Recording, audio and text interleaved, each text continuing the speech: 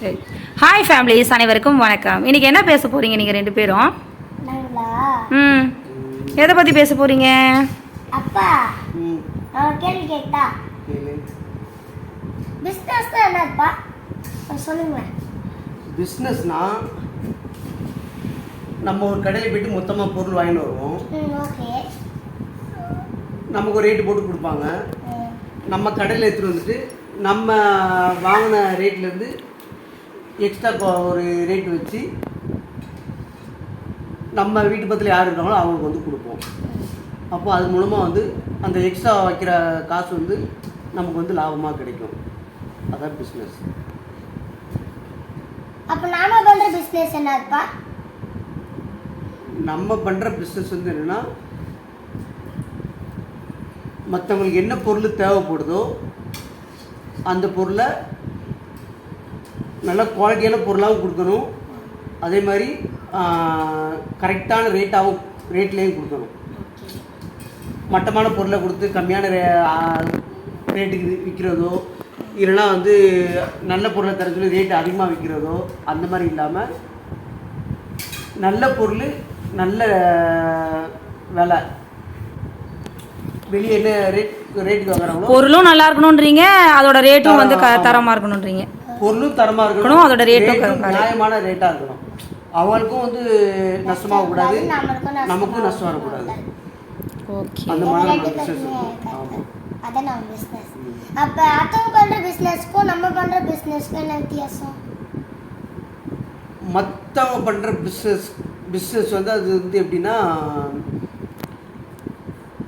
இப்போ அவங்க ஒரு பொருளை விற்கிறாங்க, அது மூலம் ஒரு லாபம் கிடைக்குன்னா அது வந்து அவங்களுக்கு மட்டும்தான் போய் சேரும். அப்போது அவங்க பண்ணுற பிஸ்னஸ்க்கு அவங்க மட்டும்தான் ஓனர், வாங்குறவங்க வந்து கஸ்டமராக மட்டும்தான் இருப்பாங்க. நம்ம பண்ணுறது வந்து பிஸ்னஸ் கிடையாது. நம்ம பண்ண நினைக்கிறது ஒரு மாடர்ன் பிஸ்னஸ். மாடர்ன் பிஸ்னஸ் என்னப்பா? மாடர்ன் பிஸ்னஸ்னால் இப்போ வந்துட்டு நம்மளோட பிஸ்னஸில் ஒரு கஸ்டமர் வந்து ஒரு பொருள் வாங்குறாங்கன்னா அவங்க வந்து கஸ்டமராகவும் இருப்பாங்க, அவங்களே ஓனராகவும் இருப்பாங்க. அது எப்படி? அதான் மாடர்ன் பிஸ்னஸ். என்னென்னா, இப்போ மற்றவங்க பண்ணுற பிஸ்னஸ் வந்து என்ன ஆகுது, ஒரு பொருளை வந்து ஒருத்தவங்க காசு கொடுத்து வாங்குறாங்க, அந்த லாபம் வந்து யாருக்கு போகுது? அந்த கடை யார் வச்சுருக்காங்களோ, அந்த பிஸ்னஸ் யார் பண்ணுறாங்களோ அவங்களுக்கு போகுது. நம்மக்கிட்ட வந்து ஒரு கஸ்டமர் வந்து ஒரு பொருள் வாங்குறாங்கன்னா அந்த லாபம் வந்து நம்ம மட்டும் எடுத்துக்க மாட்டோம், கஸ்டமருக்கு வந்து கொடுக்குறோம். அப்போ என்ன ஆகுது, லாபம் யாருக்கு போகும்? ஓனருக்கு தானே போகுது. அப்போ இங்கே யார் ஓனர்னா, யார் கஸ்டமராக வராங்களோ அவங்க தான் ஓனர். இதில் நம்மளும் வந்து ஒரு ஓனராக இருப்போம், நம்ம கூட சேர்றவங்களும் எல்லாருமே ஓனராக தான் இருப்பாங்களே தவிர இங்கே யாருமே வந்து கஸ்டமராக இருக்க மாட்டாங்க. அப்போ அதனால் என்ன ஆகுது, எவ்வளோ லாபம் வந்தாலும் அந்த லாபம் வந்து எல்லாருக்குமே எல்லாருக்குமே ஷேர் ஆகும். இந்த மாதிரி பண்ணும்போது என்ன ஆகும்னா, ஒரு பிஸ்னஸ் வந்து டெவலப் ஆகும், அதில் வர லாபம் வந்து எல்லாருக்குமே ஷேர் ஆகும்.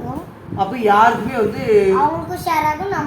பெரும் செலவாக மட்டுமே இல்லாமல் ஒரு செலவுலேருந்து கூட அவங்களுக்கு வந்து ஒரு வருமானம் கிடைக்கிறதுனால, அப்போது இது வந்து ஒரு மற்ற பிஸ்னஸ் பண்ணுறவங்க வந்து பார்ப்பாங்க இவங்க வந்து எப்படி பண்ணுறாங்கன்ட்டு. அதுதான் மாடர்ன் பிஸ்னஸ். மற்ற பிஸ்னஸ்கார பண்ணுறவங்களுக்கு நம்ம வந்து ஒரு முன்மாதிரியாக இருக்கணும். அப்போ அது வந்து எப்படி இருக்கணும்னா, யாரையும் ஏமாற்றக்கூடாது, லாபத்தை மட்டுமே நம்ம வந்துட்டு நோக்கமாக வந்து வச்சுக்கக்கூடாது. அது மூலமாக நமக்கும் கஸ்டமருக்கும் ஒரு வருமானத்தை எடுக்கிறதுக்கான திட்டத்தை வந்து நம்ம கரெக்டாக வந்து பிளான் பண்ணி வச்சுருக்குறோம். இது மூலமாக அவங்க பொருள் வாங்குறதுனால நமக்கும் லாபம் வரும், அவங்களுக்கும் லாபம் போகும், அவங்க செலவே அவங்களுக்கு வந்து பிரயோஜனமாக வந்து மாறும், வருமானமாகவும் கிடைக்கும். அதான் பிஸ்னஸ் மாடல். வேற நான் கேட்க மறந்துட்டேன். எல்லாருக்கும் வருமானம் வரணும்னா நம்ம என்ன பண்ணணும்? இப்போ நம்ம வந்து மளிகை கடை வச்சுருக்கோம். இப்போ நம்ம மளிகை பொருள் நம்ம கடையில் எடுத்துக்கோமா, நம்ம வெளியில் போய் வாங்குவோமா? நம்ம மளிகை கடை வச்சிருந்தா வெளியே போய் விட்டுடுவாங்க. நாமே வாங்கிப்போம். நம்மளே எடுத்துப்போம். அப்போ நம்ம கடையில் நம்ம எடுத்தால் தான் அந்த லாபம் நமக்கு வரும். ஆமா. வேற கடையில் போய் வாங்கினா காசு தரும், காசு அவங்களுக்கு தான் அந்த லாபம் போகும். அப்போ இது வந்து யாரோட பிஸ்னஸ் இது? நம்மளோட பிசினஸ். நம்ம எல்லாரோட பிஸ்னஸ். எல்லாருமே தான் ஓனராக இருக்கோம். அப்போ எல்லாருக்கும் பொதுவான கடை இது. அப்போ இப்போ ஒருத்தருக்கு வந்து நிறைய பொருட்கள் தேவைப்படும். கொஷின் கேட்ட ஆன்சர் ஒரு பொருளுக்கு ஒரு கடைக்கு வந்து போய்கிட்டு இருப்பாங்க. இப்போ மளிகை பொருள் ஒரு கடைக்கு போவாங்க, கறி வாங்கினா ஒரு கடைக்கு போவாங்க, ஒரு மருந்து மாத்திரை வாங்கினா ஒரு கடைக்கு போவாங்க. மருந்து மாத்திரை வாங்கினா எங்கே போகணும்? மெடிக்கல் போவாங்க. மெடிக்கலில் தான் வாங்க முடியும். போவாங்க. அப்போ ஒரு பிளட் டெஸ்ட் எடுக்கணும், ஒரு வந்து எக்ஸ்ரே எடுக்கணும்னா அதுக்கு ஒரு லேபுக்கு போவாங்க. ஒரு ஹேர் கட் பண்ணணும், ஒரு ஃபேஷியல் பண்ணணும்னா ஒரு சலூனுக்கு போவாங்க. இந்த மாதிரி அவங்க ஒரு இடத்துலையும் போயிட்டு அவங்க வந்து செலவு பண்ணுறாங்க பார்த்தியா. அப்போ அவங்களோட லாபம் அவங்க மூலிமா வந்து நிறைய பேருக்கு வந்து லாபம் வந்து ஸ்ப்ரெட் ஆகுது. இப்போ நம்மக்கிட்ட வந்து நம்ம கூட ஜாயின் பண்ணுறவங்க அவங்களுக்கு எந்த பொருள் தேவைப்பட வந்து நம்மக்கிட்ட வாங்கும் போது என்ன ஆகும்னா, இந்த வெளியில் போது பற்றிய லாபம், அந்த லாபம் வந்து நம்மக்கிட்ட வந்து சேரும். நம்மக்கிட்ட இந்த லாபம் சேர வருமானம் வந்து அதிகமாகுதா. அப்போது அதில் வந்து என்ன பண்ணுவோம், நம்ம வந்து 10 பேர் இருந்தாலும் 10 பேருக்கு சேராகும், 100 பேர் இருந்தால் 100 பேருக்கு சேராகும், 1000 பேர் 1,00,000 பேர் இருந்தாலும் அந்த லாபம் வந்து அதிகமாகும். அதில் எத்தனை பேர் சேர்றாங்களோ அவங்க எல்லாருக்குமே வந்து ஷேர் ஆகிட்டே இருக்கும். அப்போ அவங்க நம்ம பண்ண வேண்டியதும் அவங்க பண்ண வேண்டியதும் என்னென்னா, அவங்களுக்கு எந்த ஒரு பொருள் தேவைப்பட்டாலும் அந்த பொருளை வந்து வெளியே போய் வாங்காமல் நம்ம கடையில் வந்து வாங்கணும். இது வந்து நம்ம கடையை வந்து யார் டெவலப் பண்ணணும்? நம்ம தான் டெவலப் பண்ணணும். இப்போ வந்து அப்போ என்ன ஆகும், கஸ்டமரும் நாம தான், இங்கே முதலாளியும் நாம தான். ஆமாம். அப்போ பொருளும் நமக்கு நம்மளே வாங்கிக்கலாம், அந்த காசையும் நம்மளே வந்து வெளியே கொடுக்குற காசை நம்ம கடையில் வந்து கொடுக்க போகிறோம். அப்போ என்ன ஆகுது, அந்த லாபம் வந்து நமக்கு தான் வரும். அப்போ இது மூலமாக வந்து என்ன ஆகும், நம்ம பண்ணுற செலவுகளே நமக்கு வந்து வருமானமாக மாறும். நம்ம கையில் இருந்து காசு வந்து வெளியே போகாது. அப்போது கஷ்டப்படுறவங்களுக்கு வந்து என்ன ஆகும், அவங்களுக்கு வந்து ஒரு லாபம் சின்ன லாபம் சேர அவங்களோட கஷ்டங்கள் வந்து கொஞ்சம் கொஞ்சமாக வந்து தீரும். இப்போ நிறைய பேர் வந்துட்டு ஒரு பிஸ்னஸ் டெவலப் பண்ணி அவங்க வந்துட்டு வாழ்க்கையில் மேலே போகிறாங்களா. அப்போ ஒருத்தர் மட்டுமே தான் வந்து வாழ முடியுது. இப்போ நம்ம எல்லாருமே சேர்ந்து நமக்கு தேவையான பொருள் நம்ம ஒருத்தர்கிட்டே வாங்க என்ன ஆகுனா, அந்த லாபம் வந்து நம்மக்கிட்டே ரொட்டேஷன் ஆக மற்றவங்க மாதிரி நம்மளும் வந்து சந்தோஷமாக வந்து வாழ முடியும். அப்போ இதனால் என்ன ஆகுனா, கஷ்டப்படுறவங்களும் வசதியாக வாழ்கிறதுக்கான ஒரு சூழ்நிலை வந்து அமையும். இப்போ மற்றவங்களோட தொழிலை கெடுக்கணும், பிஸ்னஸை கெடுக்கணும், அவங்கள வாழ வைக்கக்கூடாது, நம்ம மட்டும்தான் வாழணும், அந்த மாதிரி என்னெல்லாம் கிடையாது. இந்த உலகத்தில் எல்லாருமே வந்து நல்லா வாழணும். ஆனால் எல்லாருமே வாழணும். ஒருத்தர் நல்லா வாழ்ந்து ஒருத்தர் கஷ்டப்பட்டால் வந்து அவங்களுக்கு எப்படி மனசு இருக்கும், அவங்க கஷ்டப்படும்ல. அப்போ வந்து மற்றவங்க பார்த்து வந்து பொறாமையும் பட தேவையில்ல, மற்றவங்களை பார்த்து நம்ம வந்துட்டு அவங்க கஷ்டப்படணும் நம்ம வந்து நினைக்க தேவையில்லை. நம்ம வாழ்க்கையை நம்ம வந்து சந்தோஷமாக வாழ்ந்தால் போகிறோம். அதுக்கு தேவையான வருமானத்தை மட்டும் நம்ம வந்து சம்பாதிச்சா போகிறோம். நம்ம வந்து அளவு தெரியுமா நம்ம வந்து சம்பாதிக்கணும், சேர்த்து வைக்கணும், அப்படி ஆசை வந்து நம்ம வந்து படக்கூடாது. நம்மளோட தேவைக்குள்ள வருமானம் வந்துடுச்சா அது வந்து நமக்கு வந்து போதும். இப்போ நம்ம பிரியாணியாக வாங்கி சாப்பிட்றோம், நிறைய சாப்பிடுவோமா? எவ்வளோ தேவையோ அவ்வளோதான் சாப்பிட முடியும். அதுக்கப்புறம் வந்து சாப்பிட்டா என்ன உள்ள போகாது. நமக்கு தேவையான நம்ம வந்து எடுத்துக்கிட்டு மீதி வந்து என்ன பண்ணணும், நம்மளை சுற்றி இருக்கவங்களுக்கு வந்து கொடுத்துடணும். அப்போ நம்ம சாப்பிட்ட மாதிரி அவங்களும் சாப்பிடுவாங்க, அவங்களுக்கும் வயிறு நிறையும், அவங்க மனசும் சந்தோஷம் அடையும். ஓகேவா? அதே மாதிரி நம்ம பிஸ்னஸும் இருக்கும். நம்ம வந்து ஒரு பிஸ்னஸ் வந்து நம்ம வந்து டெவலப் பண்ண நினைக்கிறது நம்ம சம்பாதிக்கிறதுக்காக இல்லை. இதன் மூலமாக கஷ்டப்படுறவங்களுக்கு நம்மளால் வந்து ஏதாவது வந்து ஒன்று பண்ண முடியுமா, நம்ம லைஃப்பையும் மாற்றணும். நமக்கு இது சப்போர்ட் பண்ணுற மூலமாக அவங்க லைஃப்பையும் மாற்றி மற்ற பிஸ்னஸ் பண்ணுறவங்களுக்கு நம்ம வந்து ஒரு முன்மாதிரியாக இருக்கும்போது ஃப்யூச்சரில் அவங்களுக்கும் இந்த மாதிரி ஒரு எண்ணங்கள் வந்து வரலாம். நம்மளும் இவங்கள மாதிரி வந்து ஒரு ஹெல்பிங் மைண்டோட வந்து பண்ணுறதுனால வந்து நம்மளோட கஸ்டமருக்கும் வந்து ஒரு பெனிஃபிட் கிடைக்கும் அப்படின்ற எண்ணங்கள் வந்து எல்லா முதலாளிகளுக்குமே வரும்போது இங்கே வந்து யாருமே வந்து கஷ்டப்பட மாட்டாங்க. எல்லாருக்குமே வந்து ஒரு சமநிலையான வாழ்க்கை வந்து கிடைக்கிறதுக்கான சூழ்நிலை வந்து மாறும். அப்போ உன்னோட காலத்தில் நீ வந்து பார்த்தோன்னா நீயும் நல்லா இருக்கலாம், கூட படிக்கிற ஃப்ரெண்ட்லாம் இருக்காங்களே, இப்போ அவங்களுமே வந்து நல்லா சந்தோஷமாக வாழலாம். நம்ம வந்து வசதியாக வாழ்கிறது வந்து வாழ்க்கை கிடையாது. எப்படி வாழணும்? வசதி வந்து இன்னைக்கு வரும், நாளைக்கு வராது, போயிடும்.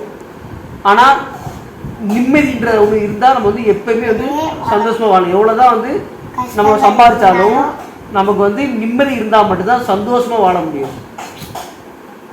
பணத்தில் வந்து சந்தோஷம் கிடைக்கும், ஆனால் அதை தாண்டி நிறைய விஷயங்கள் வந்து எதில் கிடைக்கும்? நிம்மதி, நம்மளை சுற்றி இருக்க சொந்தக்காரங்க, ஃப்ரெண்ட்ஸுங்க, இவங்க மூலம் ஒருத்தர் ஹெல்ப் பண்ணி ஒருத்தர் சப்போர்ட்டாக இருக்கும்போது என்ன ஆகும்னா அவங்க நல்லா இருப்பாங்க, நம்மளும் நல்லா இருப்போம். அப்போ நம்மளை பார்த்து அவங்க சந்தோஷப்படுவாங்க, அவனை பார்த்து நாம் சந்தோஷப்பட்டுக்கலாம். யாரும் யாரையை பார்த்து வருத்தப்படுற மாதிரி வாழ்க்கை வந்து யாருக்குமே இருக்காது. இப்போ எல்லாருமே நல்லா இருந்தால் என்ன ஆகும்? எல்லாருமே சந்தோஷமாக இருப்பாங்கல்ல. ஒருத்தர் கஷ்டப்பட்டுக்கிட்டு ஒருத்தர் வந்து வசதியாக இருந்துக்கிட்டு அப்போ மற்றவங்களை பார்த்து இப்போ அந்த பொறாமப்படுற எண்ணம் இருக்காது, இன்னொருத்தர் போய் திருடணுன்ற எண்ணம் இருக்காது. இப்போ பணம் இல்லாதனால தான் ஒருத்தர் போய் திருடுறான். இப்போ அவன்கிட்ட பணம் சேர்ந்துச்சுன்னா என்ன பண்ணுவான்? அவன் திருடி வேலையே இருக்காது. அப்போ அவனும் சம்பாதிச்சு நான் ஒரு சந்தோஷமாக வாழணும்னு நினைப்பான் அவன் குடும்பத்தோட. இந்த மாதிரி வந்துட்டு ஒரு பிஸ்னஸ் வந்து எல்லாத்தையுமே மாற்றும், ஒருத்தரோட வாழ்க்கையும் மாற்றும், ஒரு கெட்டவனையும் மாற்றும், நல்லவங்களையும் இன்னும் நிறைய பேருக்கு வந்துட்டு நல்லது பண்ணுறதுக்குள்ள ஒரு வாய்ப்பை வந்து உருவாக்கி தரும். ஓகேவா? நீயும் என்ன பண்ணணும்? வளர்ந்ததுக்கப்புறம் சம்பாதிக்க நினைப்பியா? நீ மட்டும் சம்பாதிக்க நினைப்பியா? எல்லாரும் சம்பாதிக்க நினைப்பியா? நம்மளும் நல்லா இருக்கணும், அதே மாதிரி எல்லாரும் வந்து நல்லா இருக்கணும். அதுக்கு என்ன பண்ணலான்றத நம்ம வந்துட்டு டெய்லி என்ன பண்ணணும்? திங்க் பண்ணி யோசிக்கிட்டே இருக்கணும். ஓகே?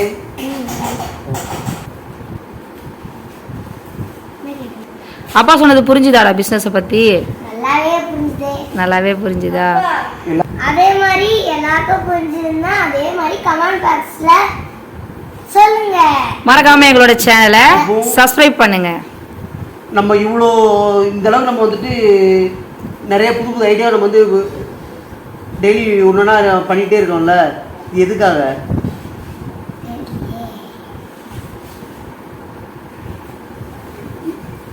எல்லாருமே வந்துட்டு இது மூலியமா பயனடையணுன்றதுக்காக தான்.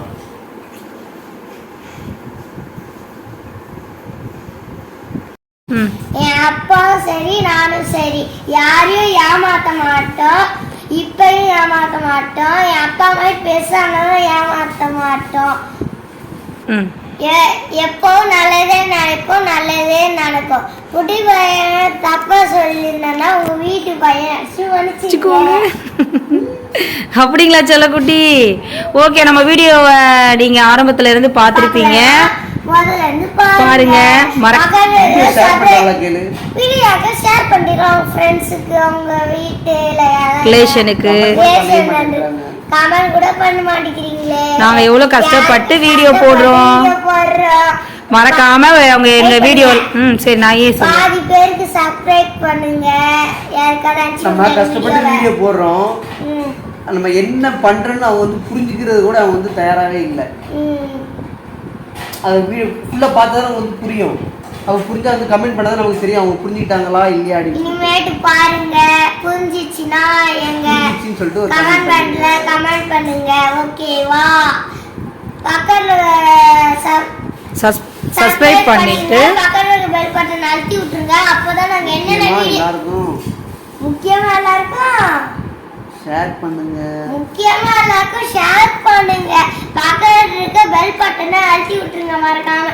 அப்பதான் நாங்க எல்லா வீடியோவும் உங்களுக்கு வரும்.